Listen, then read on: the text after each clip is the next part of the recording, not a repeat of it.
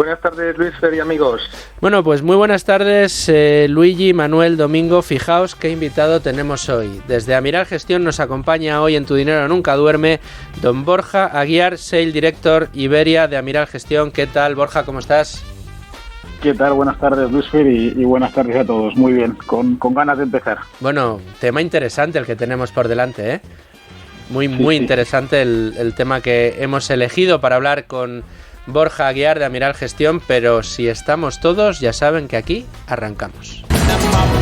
Y les decía que es un tema muy interesante el que tenemos hoy por delante, porque si hay algo que preocupa y mucho al inversor es la inflación. Recordemos que la inflación es la depreciación de la moneda, es decir, que con la misma cantidad de dinero cada vez podemos comprar menos cosas. La inflación es uno de los motivos fundamentales por los que invertimos y uno de los motivos fundamentales también por los que creemos que mantener nuestros ahorros en depósitos o cuentas corrientes es una manera más que garantizada de perder dinero. Históricamente, la inflación ha hurtado una media, y ahora me corregirán mis amigos expertos, del 2% anual al dinero. Y por eso, uno de los principales objetivos de la inversión es vencer a esa inflación para que el rendimiento de nuestras inversiones logre mantener y mejorar nuestro poder adquisitivo con el paso del tiempo. Hoy la inflación preocupa y mucho, es uno de esos debates que encontramos en cada esquina, iba a decir, de la Plaza de la Lealtad. Ya la verdad que cada vez pasa menos gente por allí, por el edificio de la Bolsa, pero en cualquier foro de inversión encontrarán ustedes preocupación precisamente por este tema, por la inflación. ¿Hasta qué cifras va a alcanzar? ¿Cuándo va a empezar? Pero ya tenemos algunos botones de alerta, ya algunos se han encendido. Es, por ejemplo, el precio de las commodities. Uno de los índices, Bloomberg Commodity Index, refleja el comportamiento de una cesta grande de materias primas. Está cotizando en máximos desde 2015. Precisamente, la inflación está íntimamente relacionada con la inversión y más con un producto, la renta fija. ¿Cuál es esta relación? ¿Cómo afecta? ¿Se encuentra valor en la renta fija en el día de hoy ante el panorama en el que nos encontramos? Hoy vamos a tratar de dar respuesta a todas estas preguntas y otras muchas más que van a surgir durante el debate con nuestro invitado de hoy, con Borja Aguiar. Pero antes, ¿qué les parece si fijamos el tema del día con ayuda de Manuel Llamas? Hola, soy Iván Martín de Magallanes Value Investors y yo escucho Tu Dinero Nunca Duerme. Tu Dinero Nunca Duerme, un programa de Es Radio en colaboración con Value School, con Luis Fernando Quintero.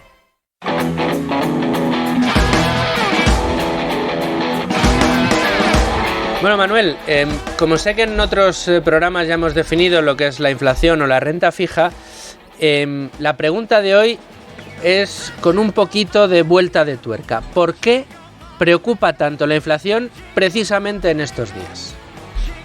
Pues preocupa la inflación, Luis Fernando, porque hay miedo a que haya un repunte inflacionista a corto y medio plazo. Hasta ahora la inflación brillaba por su ausencia, llevamos años de inflación muy baja, nula, incluso negativa, con caída más o menos generalizada de precios en servicios y en productos de consumo, fruto a su vez de una profundísima crisis financiera y de un aumento sustancial de la productividad como consecuencia de la revolución tecnológica. Ambos factores son fuerzas deflacionarias, es decir, fuerzas que reducen o tienden a reducir los precios. Sin embargo, desde hace ya algunos meses, tal y como venimos observando en el sector de las materias primas, se está produciendo un aumento muy sustancial de precios en algunos sectores específicos, y el miedo es que esta tendencia acabe trasladándose a un aumento generalizado de precios en servicios y bienes de consumo de forma general, el conocido como IPC, el índice de precios al consumo, que es uno de los indicadores que mide la inflación. Si bien todavía no es muy perceptible, sí es cierto que importantes firmas de análisis e incluso instituciones relevantes como bancos centrales y gobiernos de distinta naturaleza están advirtiendo de un repunte inflacionario, de que la inflación va a aumentar en los próximos meses. Y esto es consecuencia fundamentalmente de 3 factores, aunque seguro que nuestro experto profundiza más en ello. En primer lugar, fruto de la propia recuperación económica. El año pasado la producción mundial, el PIB, se hundió de forma muy sustancial como consecuencia del impacto de la pandemia, pero conforme la población se está vacunando, pues digamos que estamos saliendo de la crisis y se espera un repunte, una reactivación del consumo, de la inversión y en general de la economía, con lo cual presionará al alza los precios. Hay un segundo factor relacionado con esto, que es la propia reactivación del crédito y por lo tanto de un mayor volumen de dinero en circulación que está asociado también a la recuperación económica. Hay un tercer factor que son los posibles cuellos de botella, especialmente en el sector de materias primas. Durante años no se ha invertido lo suficiente en determinados sectores, como por ejemplo la producción de determinadas materias primas, como puede ser petróleo, como puede ser cobre, etcétera, y ahora ante ese repunte tan sustancial de la demanda se produzcan cuellos de botella en los que la demanda supera la oferta y como consecuencia aumente el precio de las materias primas y también los costes de producción y todo esto se acabe trasladando al IPC. Y por último, los estímulos monetarios tan conocidos por todos, cuyas consecuencias pues desconocemos de momento, pero que todo apunta a que podría generar también inflación en el futuro. Estamos acostumbrándonos demasiado, Manuel, a esto de es la primera vez que vemos, ¿no? Es la primera vez que vemos tipos negativos, es la primera vez que vemos un periodo tan largo de estímulos monetarios. Son demasiadas cosas que nunca hemos visto y que no sabemos cuáles son esas consecuencias, pero desde luego el primer miedo, ya está ahí, que es el de la inflación. Es uno de los temas que vamos a tratar hoy. Otro es la renta fija, la inversión en renta fija, íntimamente relacionado con este primer fenómeno.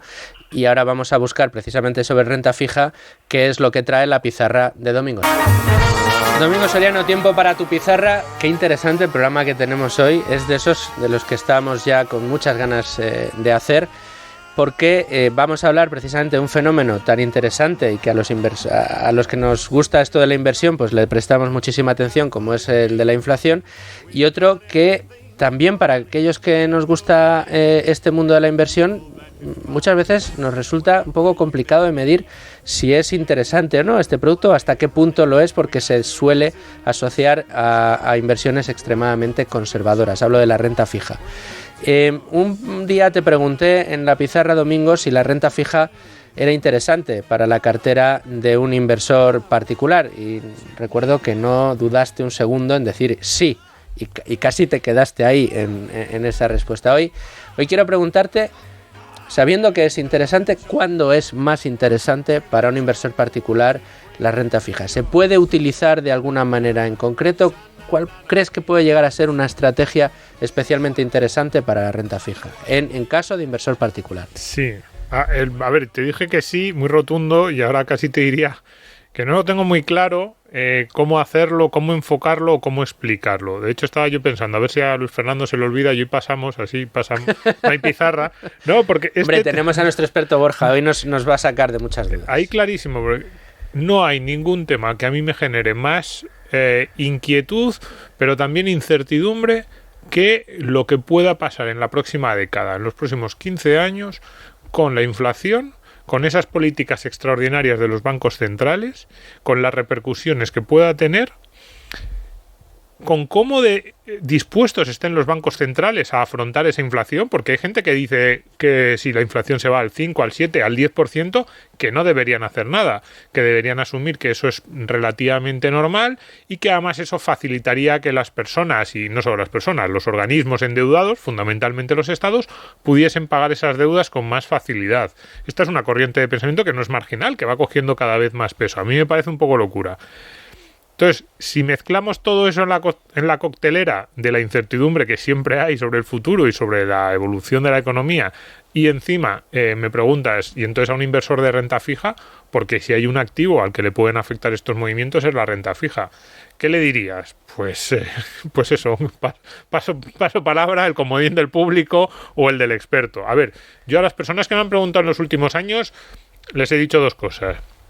Efectivamente, si es para un periodo de tiempo relativamente corto, sabes en qué tipo de activo de renta fija estás invirtiendo, tanto si es un activo de renta fija directo, yo que sé, un bono de un estado. Yo soy muy poco amigo ahora mismo de comprar ese tipo de activos porque son muy poca rentabilidad para muchos riesgos. Es que para eso casi te digo, pues déjatelo en el banco. Pues bueno, si sabes el tipo de activo o si es un fondo de renta fija de una gestora en la que confías, te digo, pues puede tener cierta lógica.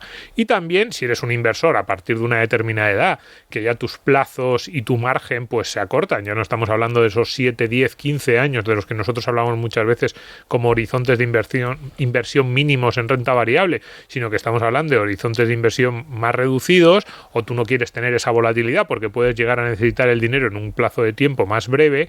Yo creo que sí que sigue teniendo sentido tener renta fija, pero yo diría renta fija que sepas más o menos lo que es. Y si tú no tienes muy claro, yo creo que hay buenos fondos de renta fija por ahí en los que decir, oye, pues este me interesa. Estos invierten de una forma un poquito diferente en renta fija y tratan de estar protegido incluso frente a esa incertidumbre de la que estáis hablando. Bueno, pues no ha sido tan rotundo como aquella otra vez, Domingo, pero creo que ha quedado meridianamente claro. Lo primero, que hay que atender a la tertulia que tenemos hoy con Borja, y lo segundo, que hay que atender a lo que vamos a hablar con Borja y a las preguntas que le vamos a plantear a nuestro experto en el día de hoy. Así que no me entretengo más, nos vamos directos a la tertulia. Hola, soy Beltrán Parajes de Advalor y yo también escucho Tu dinero nunca duerme. Con Luis Fernando Quintero. ¿Estás harto de bajas rentabilidades? ¿No quieres seguir pagando altas comisiones a tu banco o gestora? Finicens es la solución perfecta para gestionar tu patrimonio. Traspasa tus fondos de inversión a Finicens y podrás obtener una mayor rentabilidad. Infórmate en el 910-483-004 y en finicens.com. Finicens, especialistas en inversión indexada. En Es Radio, tu dinero nunca duerme.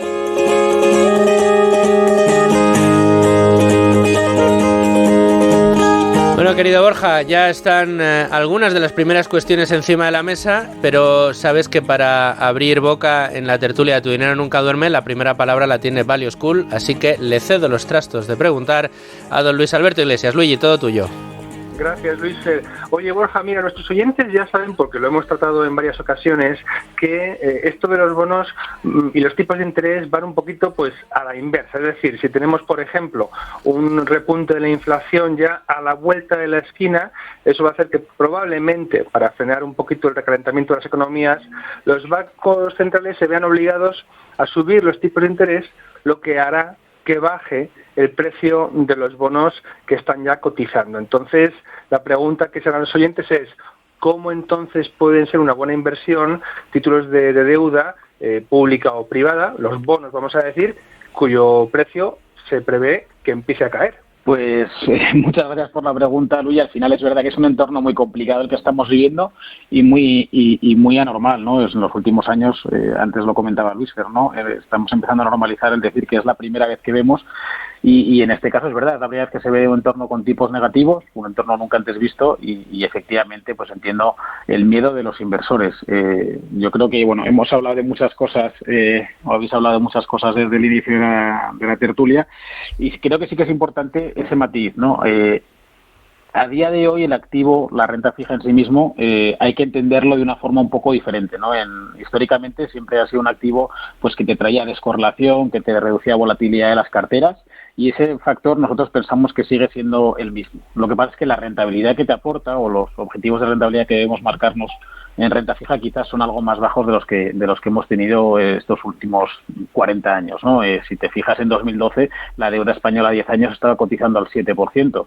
El cliente final debe entender que en un entorno en el que la deuda española pues paga en torno a 0,5 y 1,5 este último año, pues las rentabilidades que puede esperar de este activo no son las mismas. Pero creo que siguen siendo clave los factores de descorrelación y de reducción de volatilidad en las carteras de los clientes finales. Entonces, efectivamente, en este entorno es complicado generar rentabilidades positivas y nosotros lo que estamos haciendo es, bueno, apostar por las ineficiencias del mercado. Todavía encontramos ciertas ideas de inversión, ciertos bonos de emisores que están un poco olvidados, que han sufrido más sobre todo a raíz de la crisis que se inició el año pasado, de la pandemia, compañías que quizás desde nuestro punto de vista han caído más en precio de lo que deberían haber caído y hemos aprovechado para construir cartera. En marzo del año pasado, marzo-abril, os diría que fue una oportunidad pues prácticamente única en los últimos años de construir una buena cartera de largo plazo en renta fija. Nosotros así lo hicimos y bueno, pues está dando sus frutos tanto el año pasado como este año. Entonces sí que mi recomendación a los clientes, y porque entiendan un poco este entorno de mercado, efectivamente un repunte de la curva de tipos de interés lo que hace es afectar a los precios de la renta fija de forma de caídas, y nosotros, para protegernos de esas posibles caídas, lo que hacemos es construir una cartera pues muy diferente, apostando por esas ineficiencias que comentaba antes, de compañías olvidadas, en las que no se va a ver, o la sensibilidad, digamos, de nuestra cartera de tipos es muy baja, la sensibilidad a tipos de nuestras compañías es muy baja, y al final lo que estamos haciendo es apostar por el riesgo de crédito. Evitamos el riesgo de tipos de interés, apostamos por el riesgo de crédito, y ahí es donde estamos encontrando rentabilidades. Sí, Borja, a mí antes de entrar en activos concretos y de cómo encontrar valor en este segmento de inversión, me gustaría que nos pudieras dar unas pinceladas sobre el contexto general. Es decir, realmente ahora mismo se está empezando a hablar de riesgo inflacionario, pero desde vuestro punto de vista, ¿estáis en esa misma tesis de que efectivamente va a haber un repunte fuerte de la inflación a corto o medio plazo con posible subida de tipos de interés, o realmente consideráis que puede ser un proceso más o menos coyuntural que finalmente pues no acabará con un aumento muy sustancial de precios que pueda poner en riesgo la rentabilidad a medio o largo plazo? ¿Cuál es vuestra visión a nivel de contexto macroeconómico en la situación actual? Pues nosotros lo que estamos diciendo ahora, no debemos olvidar que el primer trimestre del 2020 la situación era en cierta medida similar a la que vivimos actualmente, ¿no? El spread o los spreads eran muy bajos, ¿no? Las rentabilidades que encontrabas en renta fija eran muy limitadas. Existía un cierto riesgo de repunte de la inflación, quizás no tan apabullante, ¿no?, como el que estamos viendo a día de hoy, pero sí que existía ese riesgo. Y ya nos encontramos en una situación de mercado similar a la que estamos viendo a principios de este 2021. Como decía, ¿no?, pues los spreads muy ajustados, con muchos gobiernos, ¿no?, emitiendo deuda con tipos de interés negativo, compañías también financiándose con tipos de interés negativo. Entonces, nosotros lo que hicimos el año pasado es preparar la cartera ya para este entorno de mercado. Al final, nosotros no somos gestores macro. Lo que hacemos es aplicar la filosofía de inversión que tenemos en nuestros fondos de renta variable a la renta fija, conocer, analizar en detalle las compañías en las que invertimos y apostar compañía por compañía, no hacer una apuesta macroeconómica de si los tipos van a subir o bajar. Pero indudablemente en este entorno, pues uno de los elementos claves y el primer factor de riesgo que identificamos en mercado es ese posible repunte de la inflación. Nosotros quizás sí te diría que nosotros somos gestores de riesgos en primer lugar antes de gestores de fondos de inversión, siempre lo decimos, y nuestro papel o nuestra obligación es gestionar los riesgos que identificamos en el mercado. Entonces, independientemente de que nuestra convicción sea mayor o menor de que venga ese posible repunte de tipos, sí pensamos que en el corto plazo pues puede haber cierta volatilidad y ciertos movimientos, y sí que creemos que puede haber un repunte de tipos, por lo que habéis comentado antes, ¿no?, una reactivación sobre todo de la economía a raíz de las vacunas. Podemos decir que, entre comillas, ¿no?, pero vivir una situación similar a los años 20 en Estados Unidos, ¿no?, esos felices años 20 en los que la gente se incrementó el consumo muchísimo después de etapas muy complicadas, tanto de pandemias como de guerra, y pensamos que esa situación se puede dar un poco, ¿no? La gente está con ganas de consumir y eso puede provocar pues claramente un repunte de la inflación. Entonces nosotros, como gestores de riesgos, obviamente es el primer riesgo que vemos a día de hoy y que intentamos gestionar internamente en nuestros fondos. Pero en el medio plazo pensamos que las políticas de los bancos centrales van a seguir la línea de mantener los tipos bajos. Esta situación que llevamos viviendo en los últimos 5 años de tipos bajos pensamos que se va a mantener en el tiempo, pero en el corto o medio plazo podemos ver ciertos repuntes de la inflación, y por eso sí que estamos en cierta medida protegiendo la cartera ante ese riesgo. Borja, ¿estáis pensando, como bien decías, que si, claro, porque para que los bancos centrales sigan manteniendo esas políticas de tipos bajos, como decís que prevéis, si la inflación se dispara, da la sensación de que los bancos centrales tendrán la oportunidad de hacer eso para lo que se crearon, que es precisamente controlar la inflación. Mi pregunta es, ¿cómo influye esto, para que lo entendamos todos, también muchos de los que nos escuchan, precisamente en esas inversiones de renta fija? ¿Por qué dices que habéis preparado la cartera precisamente para estos escenarios? ¿Cómo afecta una política de tipos de interés alcista a las inversiones que hay hechas en renta fija? Bueno, al final, un repunte de la inflación, como muy bien dices, lo que provoca es que los bancos pues tengan que protegerse ante esa situación, tengan que proteger a la economía, y lo habitual es que se produzca un repunte en la curva de tipos de interés.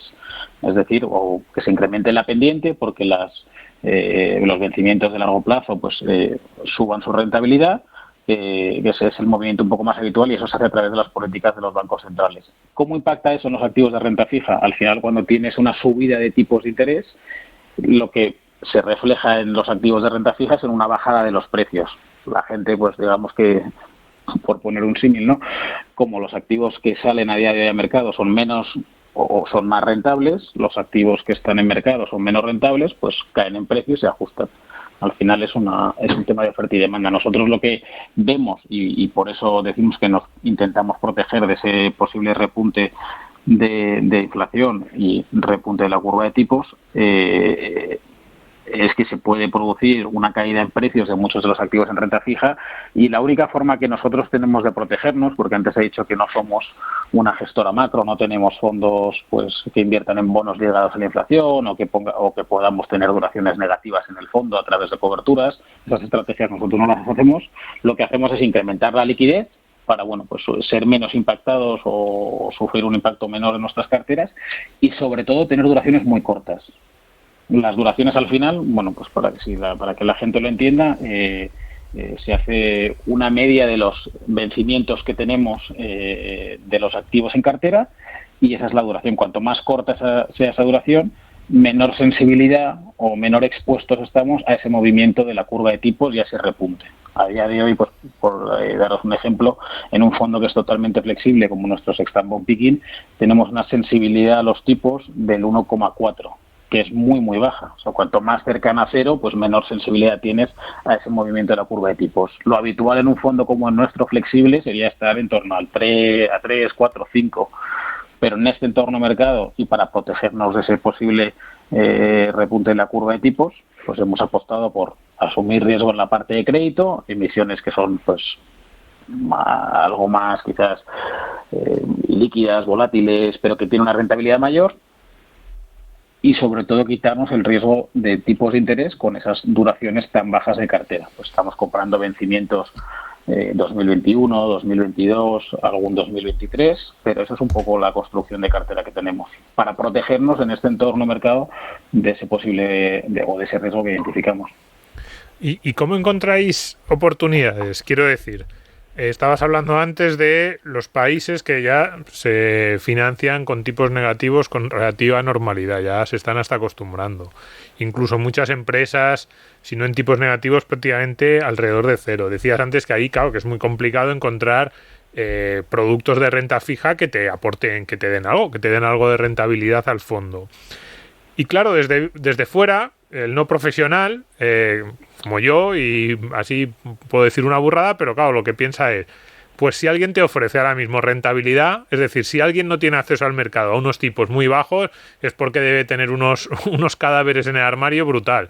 Precisamente es a ese al que no tienes que prestarle, porque cuidado con si paga mucho es porque algún problema hay en las cuentas por lo que se ve obligado a pedir esa deuda. Entonces, ¿cómo compagináis vosotros decir, oye, tiene que haber una razón objetiva detrás de que este señor, esta empresa, pague más que esta otra empresa, que este otro emisor, pero al mismo tiempo nos fiamos de que va a cumplir y que el bono no se va a caer al día siguiente porque empieza a haber aún más dudas sobre su solvencia?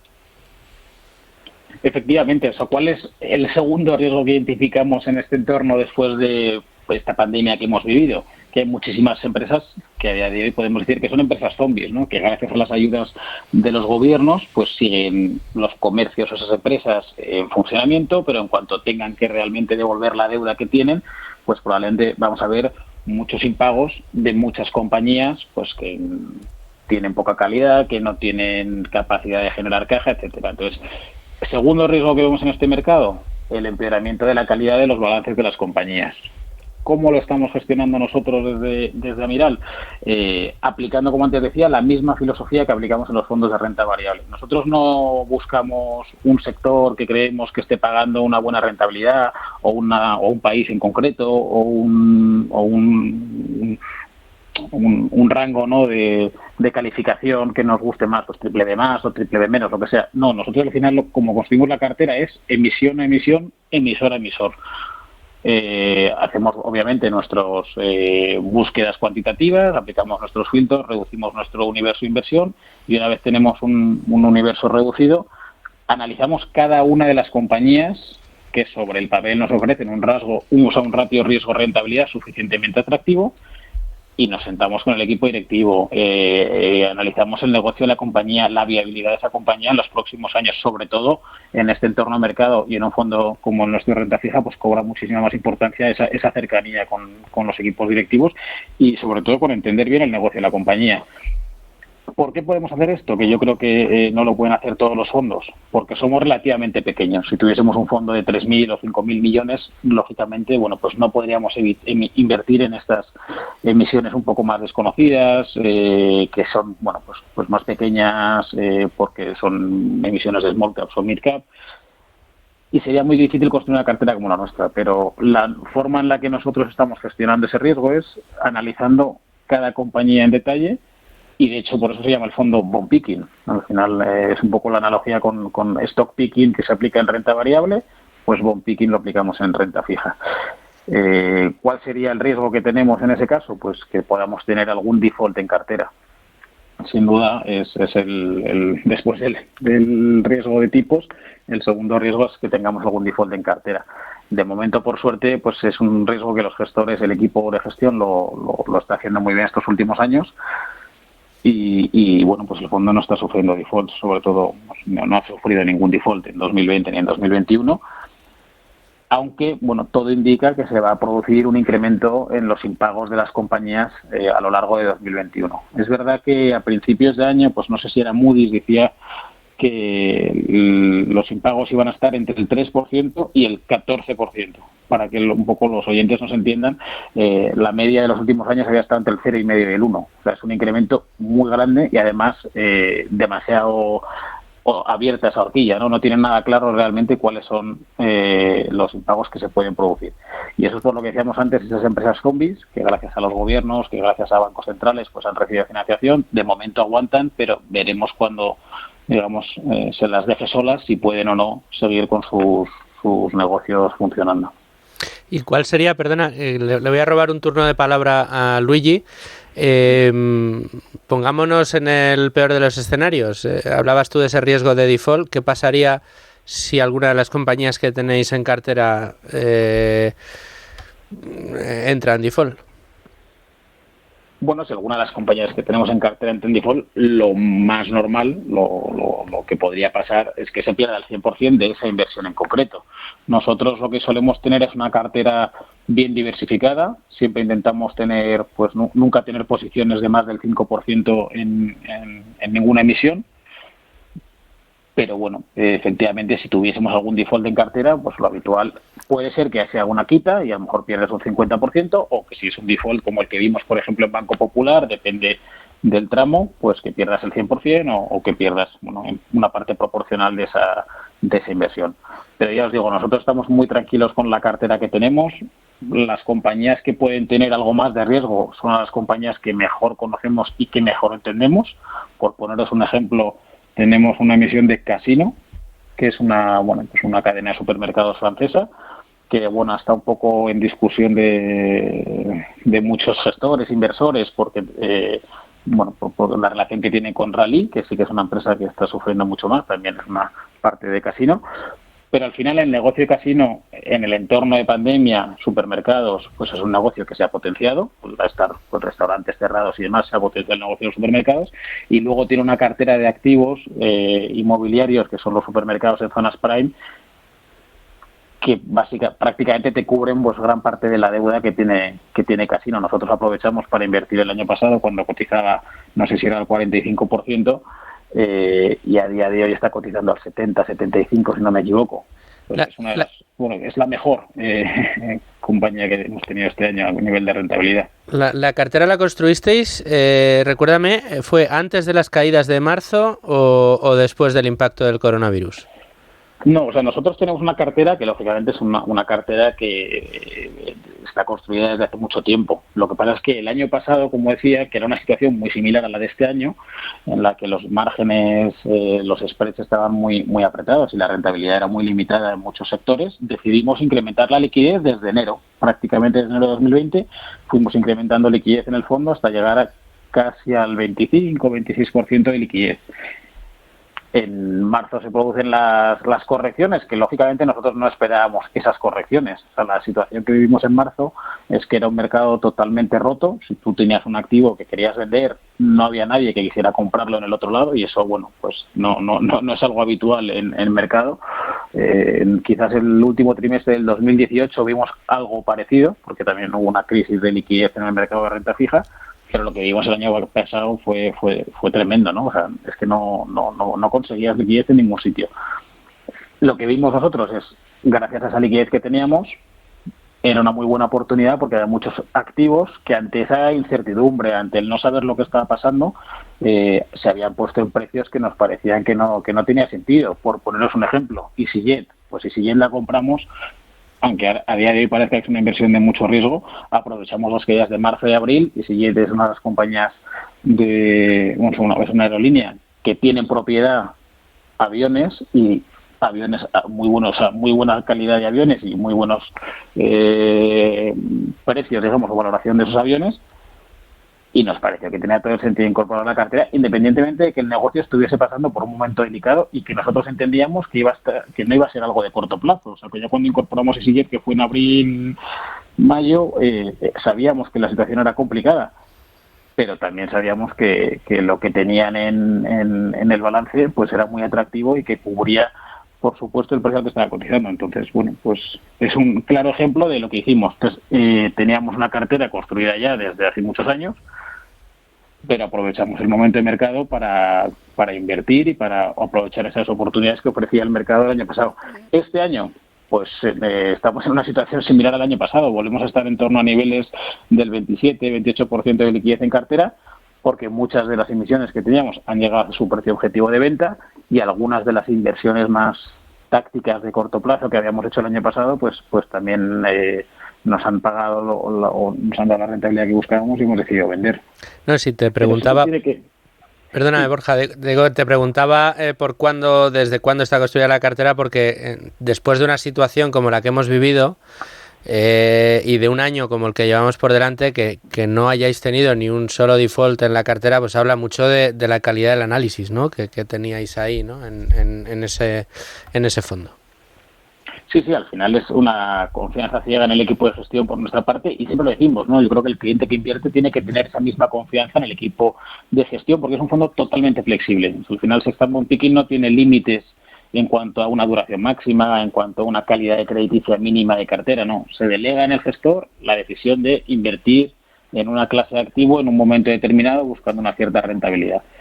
El fondo se lanzó en el año 2017 y, como decíamos, pues es cuando se empezó a construir la cartera, y todos los años ha dado rentabilidades positivas desde el lanzamiento, y eso demuestra pues el buen hacer de este equipo de gestión en un entorno tan complicado como han sido estos últimos años. O sea, claramente a nivel de market timing podemos decir que no somos los mejores, porque lanzamos un fondo de renta fija en 2017 en un entorno bastante complicado, pero a pesar de eso el fondo lo ha hecho muy bien.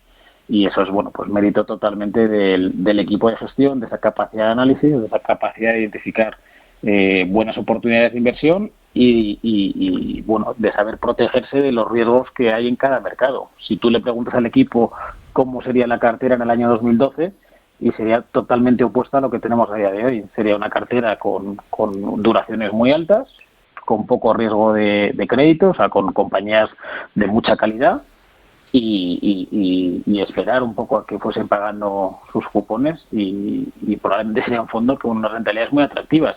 Pero el mercado actual te exige ser muy dinámico, ser muy flexible y aplicar una gestión muy activa y un análisis fundamental exhaustivo a todas las compañías. Oye, Borja, mira, voy a aprovechar a hacerte una pregunta más de base, de fundamentales, de conceptos, porque bueno, uno no sabe nunca cuándo se engancha un oyente al programa y continuamente entra gente nueva que nos empieza a seguir, y siempre conviene pues dejar las bases bien asentadas. Has comentado antes algo sobre spreads, creo que has utilizado el término en inglés, y luego repetidamente has aludido a la curva de tipos. ¿Puedes explicarnos qué significan estos dos conceptos y sobre todo, bueno, pues su importancia en cuanto a la inversión, por lo que puede pasar con ellos, que genere o bien ocasiones de invertir con rentabilidad, con beneficios, o distorsiones en la naturaleza normal de las inversiones? Spreads por un lado y curva de tipos. Sí, al final, cuando se suele hablar de spreads en renta fija, lo que hacemos es referencia a la diferencia que hay entre dos tipos de interés de dos emisiones diferentes. Normalmente, cuando hablamos del spread de crédito, pues es la rentabilidad extra que te paga el crédito, o sea, el asumir el riesgo de invertir en crédito en compañías en vez de en gobiernos. Al final se suelen siempre utilizar referencias similares en cuanto a duración, ¿no? Pues oye, si normalmente estás analizando qué te está pagando la deuda gubernamental a 3 años, pues se calcula el spread de una cartera de compañías que cotizan con una duración con vencimientos similares. Y en la parte de la curva de tipos, al final, cuando hablamos de la curva de tipos, se suele hacer referencia pues tipos de distintos estados, la curva de tipos alemana, la curva de tipos americana, y son los distintos tipos de interés que pagan los gobiernos en cada vencimiento. Es decir, a 1 año pagan una rentabilidad, a 3 años pagan otra rentabilidad, a 5 años, 7 años, 10 años, así hasta 30 años, y luego bueno, hay edad perpetua, pero que no cambia mucho con respecto a la de 30 años. Entonces, la curva de tipos, cuando nosotros hablamos de curva de tipos, en Europa se suele hablar de la curva de tipos alemana, y cuando hablamos de la americana, pues es la de Estados Unidos. Correcto. Borja, te hago la pregunta que me hacía antes Luis Fer, a mí al comienzo del programa, porque ya he dicho que iba a ver si pedía el comodín del experto, y quería preguntarte el consejo clásico. Además, yo creo que Pablo, tu compañero en Amiral, cuando estuvo aquí nos lo dijo también: todo inversor particular debe tener una parte de su cartera en renta fija. Entonces, en esta situación de mercado, inversor medio que se acerca a vuestras oficinas y os dice: quiero tener una cartera pues más o menos bien balanceada, quiero una parte de renta variable, una parte de renta fija. ¿Qué porcentaje le podéis aconsejar? ¿Creéis que es razonable? Pues yo qué sé, pensemos en un inversor de 50, 55 años. ¿Qué porcentaje y en qué tipo de activo? ¿En el bond picking todo? ¿Ofrecéis algún otro tipo de activo de renta fija? Sí, nosotros normalmente no hacemos recomendaciones de inversión a clientes finales porque, digamos, no tenemos esa potestad, ¿no? Pero a mí me gusta mucho una referencia que utilizaban en Estados Unidos, que es la de invertir tu edad en renta fija. Al final es un dato que yo creo que tiene mucho sentido, ¿no? A medida que vas cumpliendo años, la idea es, en vez de crear patrimonio, es preservar ese patrimonio que has creado a lo largo de tu vida. Entonces, cuanto mayor eres, mayor peso tendrás que tener en renta fija dentro de tu cartera y menor peso en renta variable, entendidos como renta fija activo de bajo riesgo y renta variable como activo de alto riesgo. Entonces, pues un cliente de 55 años le diría 55% en renta fija, 45% en renta variable. Todavía está en una edad que se puede permitir crear patrimonio. Un cliente que pueda tener 80 años, pues prácticamente todo su patrimonio debería tenerlo en renta fija, en torno al 80%. Si lo cogemos un poco en base a nuestros productos, el fondo con menos riesgo que tenemos dentro de Amiral por los activos en los que invertimos es Sextant Bond Picking, que es el fondo de renta fija flexible global. Entonces le diría que tiene que tener una gran parte de ese peso, de ese 55% en Sextant Bond Picking. Luego tenemos el fondo mixto, que es el más conocido en España, que es Sextant Grand Large, que es, digamos, un punto intermedio entre renta fija y renta variable.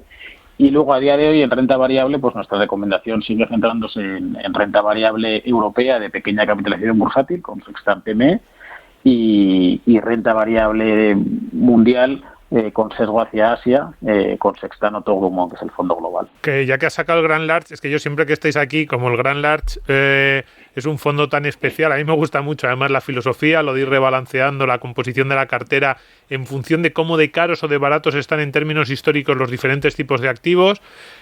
¿Cómo lo tenéis ahora mismo? Es que me gusta siempre preguntaros cuando estáis en Amiral, ¿qué es lo que os dicen los precios actuales respecto a los históricos y qué activos estáis rebalanceando a más porque están un poco más baratos y cuáles están un poco más caros?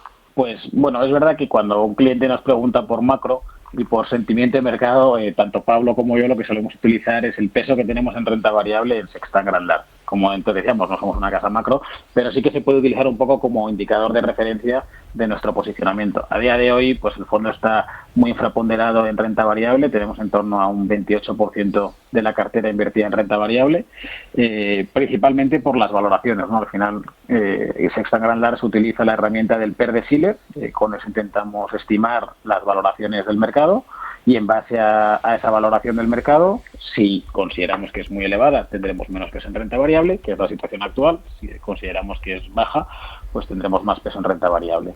A nivel geográfico, pues es verdad que el PER de Shiller no nos indica en qué zonas geográficas tenemos que invertir, eso es una decisión del equipo de gestión, pero bueno, hay un claro sesgo hacia Europa y Asia. Creo que los equipos de gestión pues se ven más capaces de identificar buenas ideas de inversión a mejores valoraciones en Europa y en Asia, y principalmente en el universo de pequeña y mediana capitalización bursátil. Eso es un poco el sentimiento macro que puede haber en la casa si analizamos un poquito en detalle Sextant Grand Large. Y antes no sé si lo he contestado o no, se me ha olvidado quizás contestar la parte de Pablo dijo que sí, que siempre hay que tener renta fija en las carteras. Y yo creo que es así. Lo que pasa es que a día de hoy hay que ser mucho más selectivo. Creo que no vale cualquier renta fija en cartera. O sea, al final invertir en un fondo monetario, invertir en fondos de duraciones cortas, creo que es muy difícil que un cliente no pierda dinero en esos fondos a día de hoy, con ese posible repunte de la inflación y con esa posible subida en la curva de tipos, aunque sea momentánea, ¿no?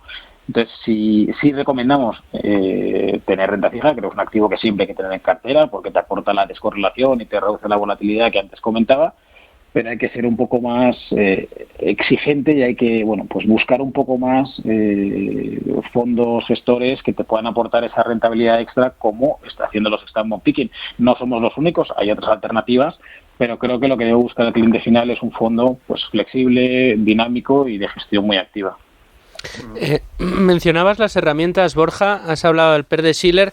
Me gustaría que nos aclarases, igual la pregunta que te hacía antes, Luigi, un poco para los neófitos que no están muy familiarizados con este índice, con este indicador, y qué otras herramientas utilizan los analistas de Amiral Gestión para seleccionar este bond picking. Bueno, nosotros, en renta variable, al final, el análisis cuantitativo se centra siempre en un descuento de flujos de caja. La forma normalmente de trabajar es, por ejemplo, un fondo de renta variable europea, pues tu universo de inversión es cualquier compañía que cotice en Europa. Se aplican unos filtros, pues que se exige un mínimo de crecimiento, un ROE determinado, un deuda neta EBITDA por debajo de X.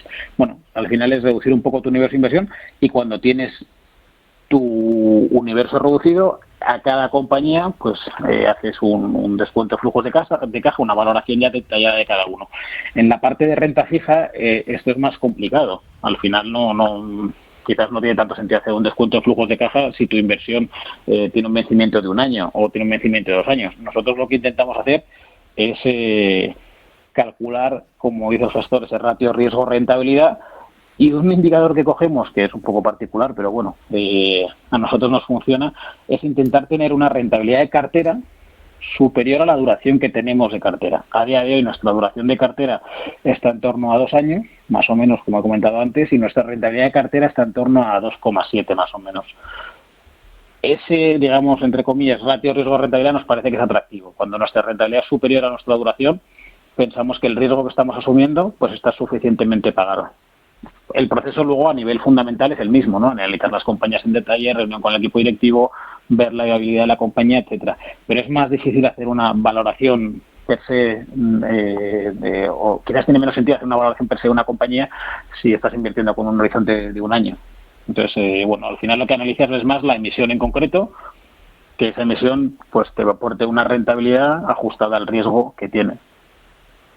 Oye, Borja, a pesar de que los oyentes saben que aquí siempre destacamos la importancia del largo plazo y que juzgar la rentabilidad o la bondad de un producto de inversión por lo que haya hecho en un año o en dos, quizá no sea la mejor forma de evaluar su calidad.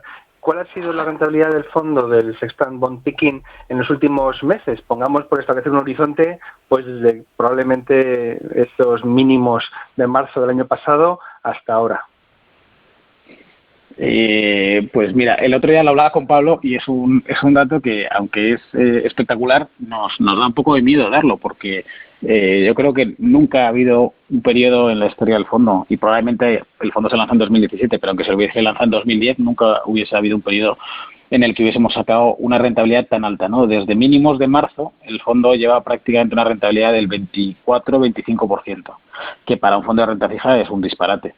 Pero eso quizás te indica más el disparate que se produjo en marzo y abril en el mercado de renta fija que nosotros lo hayamos hecho bien. O sea, yo creo que se han hecho muchas cosas bien. El momento a la hora de construir la cartera fue fantástico y yo creo que los gestores hicieron un muy buen trabajo, pero no es, digamos, natural que un fondo de renta fija suba un 25% en un entorno de mercado normal. Entonces, estas rentabilidades tan espectaculares vienen muy influenciadas por ese momento de mercado tan particular.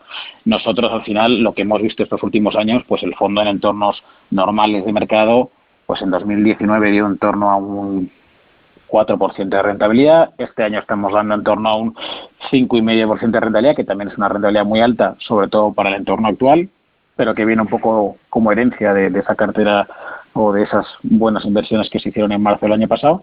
Y 2017 y 2018 también fueron años positivos, pero con rentabilidades en torno al 1 o 2%. O sea, este movimiento de mercado último creo que hay que cogerlo un poco con pinzas, tanto en marzo, o sea, esas caídas que vimos, que veías fondos monetarios cayendo un 5, fondos high yield cayendo un 20, creo que tampoco era normal, como esa recuperación que ha habido posterior. Entonces yo creo que habría que quitar quizás, o sea, yo creo que marzo-abril ha venido muy bien a los inversores para cuando sus asesores les dicen que en las caídas es el momento de comprar y no de vender, pues como ha venido una recuperación posterior muy rápida, quizás ese ejemplo ha funcionado ya calado en los inversores finales, ¿no? Que lo habitual es que cuando pues vienen épocas de correcciones, que los clientes vendan en vez de comprar o reportar posiciones.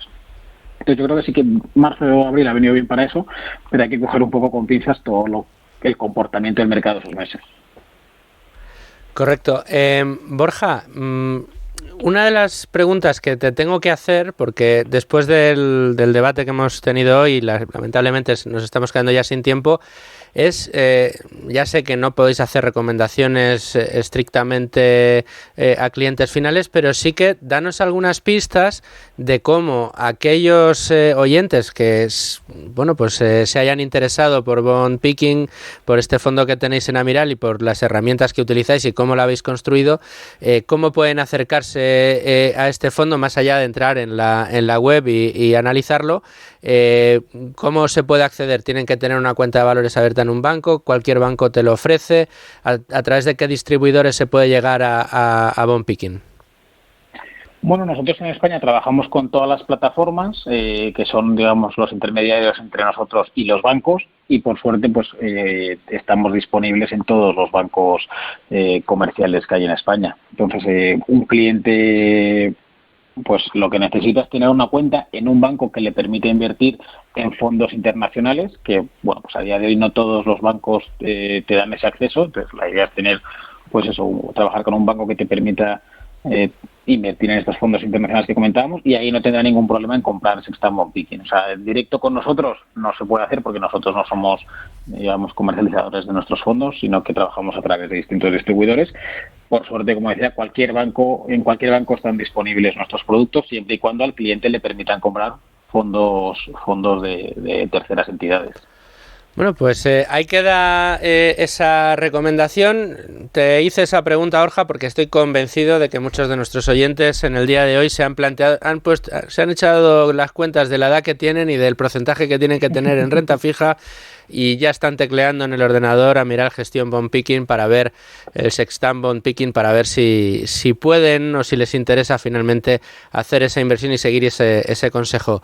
Borja, te agradezco muchísimo el tiempo que nos has dedicado. Lamentablemente tenemos el tiempo que tenemos y no más, y sabes que nos quedaríamos mucho tiempo hablando de este tema que yo creo que es apasionante. Creo que además es especialmente complicado el tema de hoy porque había que relacionar dos conceptos que no siempre son fáciles de entender, pero te agradezco el tiempo y tu capacidad de análisis porque yo creo que nos has hecho comprender a todos conceptos muy complicados y realidades muy complicadas que son las que estamos viviendo, pero que en Amiral estáis sorteando, analizando y construyendo carteras de una manera muy exitosa, así que muchísimas gracias, Borja. Nada, muchas gracias a vosotros y efectivamente, como dices, es un entorno complicado, pero una clase activo que además en España está presente en la cartera de todos los clientes, o sea que esperemos haber ayudado a nuestros oyentes. Hombre, seguro que sí. Lo que sí voy a hacer, Borja, es recomendarte que no cuelgues todavía porque queda la guinda que pone todas las semanas al pastel de este programa nuestro querido Luis Alberto Iglesias con las recomendaciones Value School. Luis Alberto Iglesias, tiempo de recomendaciones Value School para el día de hoy. ¿Qué programón hemos tenido, eh? Pues sí, siempre son interesantes los programas con Borja y sobre todo de renta fija porque tiene su truquillo, ¿eh? Esto de que si los tipos de interés y el precio van a la inversa, los bonos, la deuda, los riesgos crediticios, en fin, el default, todos estos términos que hemos visto son un poco, complicados de entender para muchos de nosotros. Vamos allá con los consejos que traigo esta semana. El primero de ellos es algo de lo que no suelo hablar habitualmente y es que cada mes en Value School mandamos una carta a nuestros suscriptores. Es el editorial de Value School de cada mes y en mayo siempre hablamos de productos de inversión y voy a remitir a los oyentes al enlace de la carta que hemos mandado este mes porque amigos de Value School nos han escrito diciendo cuánto me ha ayudado, porque hemos intentado responder las preguntas que nos formulamos todos los ahorradores para saber cómo elegir el producto de inversión que nos viene pues como anillo al dedo. Damos bibliografía, reseñamos cursos, ponemos vídeos, muchos recursos gratuitos para que podamos tomar esas decisiones sin temor a equivocarnos.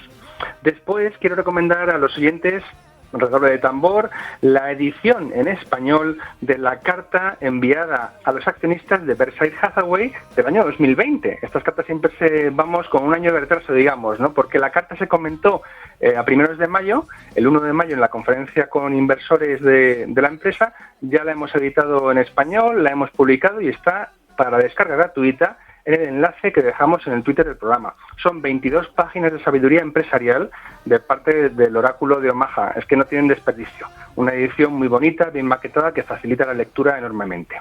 Después quiero volver a recomendar, como siempre últimamente, el resumen gráfico que hemos hecho del libro de Edward Chancellor, Rendimientos del Capital, que son más de 300 páginas de ideas de inversión. Es un clásico moderno este título, resumidas en una infografía de 1,5 páginas. De nuevo, dejamos ahí el enlace para que los amigos se lo descarguen siempre gratis.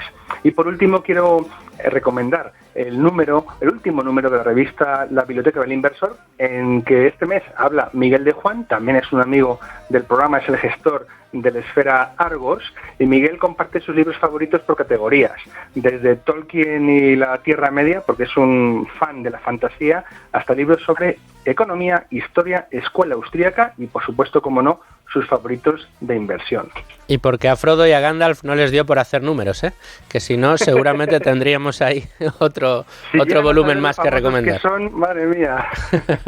Luigi, muchísimas gracias por esas recomendaciones. Borja, espero que hayas disfrutado tanto como nosotros del programa de hoy, porque quiero escucharte más y más días aquí en la sintonía de Radio, la sintonía de Tu Dinero Nunca Duerme. Muchas gracias, Luis.